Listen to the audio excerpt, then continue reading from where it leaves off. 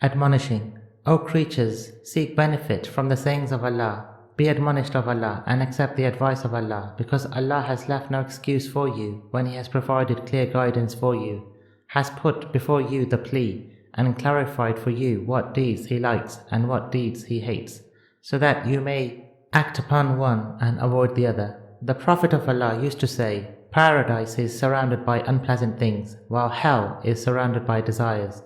You should know that every act of obedience to Allah is unpleasant in appearance, while every disobedience to Allah has the appearance of enjoyment. May Allah have mercy on the person who keeps aloof from his desire, and uproot the appetite of his heart, because this heart has far-reaching aims, yet it goes on pursuing disobedience through desires. You should know, O servants of Allah, that a believer should be distrustful of his heart every morning and evening. He should always blame it for shortcomings, and ask it to add to its good deeds. You should behave like those who have gone before you and those ahead. They left this world like a traveller, and covered it as distance is covered. The greatness of the Holy Quran. And be aware that this Holy Quran is an advisor that never deceives, a leader who never misleads, and a narrator who never speaks a lie. No one will sit in the company of this Holy Quran except that when he rises, he will achieve one addition or one diminution. Addition in his guidance or elimination in his spiritual blindness. You should also know that no one will need anything beyond guidance from the Holy Quran, and no one will be free from want beyond guidance from the Holy Quran. Therefore seek cure from it for your ailments, and seek its assistance in your distresses. It contains a cure for the most serious diseases, namely unbelief, hypocrisy, rebellion against God's commandments, and misguidance. Pray to Allah through it, and turn to Allah through loving it. Do not ask the people through it. There is nothing like it through which the people should turn to Allah the Sublime.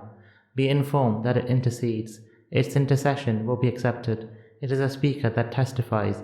For whoever the Holy Quran intercedes on the Day of Judgment, its intercession for him will be accepted. He about whom the Holy Quran speaks ill on the Day of Judgment shall testify to it. On the Day of Judgment, an announcer will announce, Beware, everyone who sow a crop is in distress, except those who sow the seeds of the Holy Quran. Therefore, you should be among the sowers of the Holy Quran and of its followers. Make it your guide towards Allah. Seek its advice for yourselves. Do not trust your views against it, and regard your desires in the matter of the Holy Quran as deceitful. About the believers and their good deeds, and the hypocrites and their bad deeds. Action. Action. Then look at the end results of your actions and remain steadfast. Steadfast. Thereafter exercise endurance. Endurance and piety. Piety. You have an objective. Proceed towards your objective. You have a sign. Take guidance from your sign. Islam has an objective. Proceed towards its objective.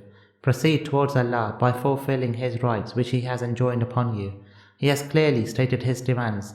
I am a witness for you and shall plead for excuses on your behalf on the Day of Judgment. Beware, what had been ordained has occurred, and that which had been destined has come to pass. I am speaking to you with the promise and pleas of Allah. Allah the Sublime has said the following, Verily, those who say, Our Master is Allah, and who persevere rightly, the angels descend upon them, saying, Fear not, nor grieve, and receive the glad tidings of the garden which you were promised. The Holy Quran, chapter 41, verse 30. You have said, Our Master is Allah, so remain steadfast to His book, to the way of His command, and to the virtuous course of worshipping Him.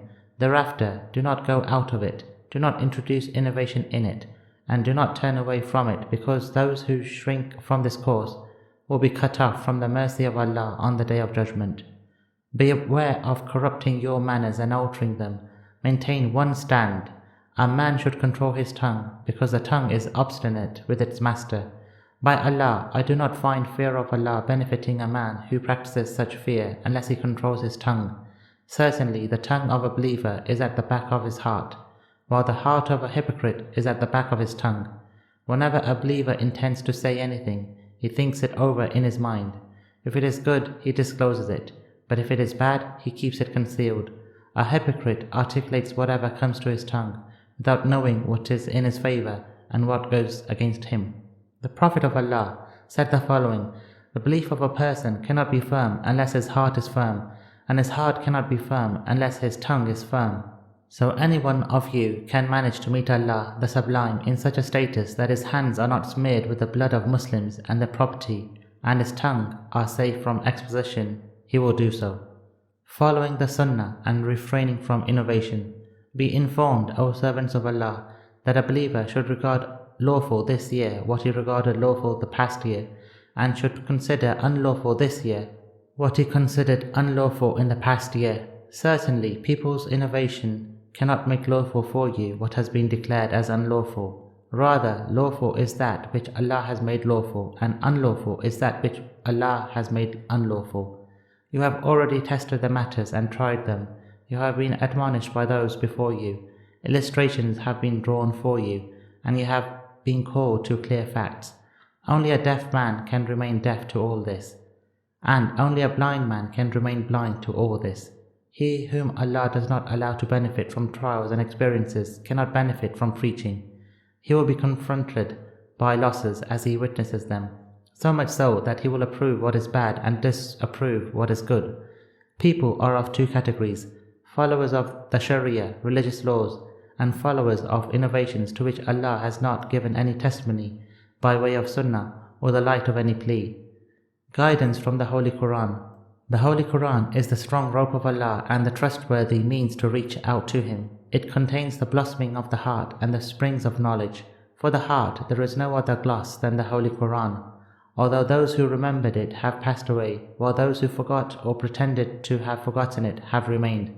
If you see anything good, give your support to it, but if you see evil, avoid it, because the Messenger of Allah used to say, O son of Adam, do good and shun evil. By doing so, you will be treading the path correctly.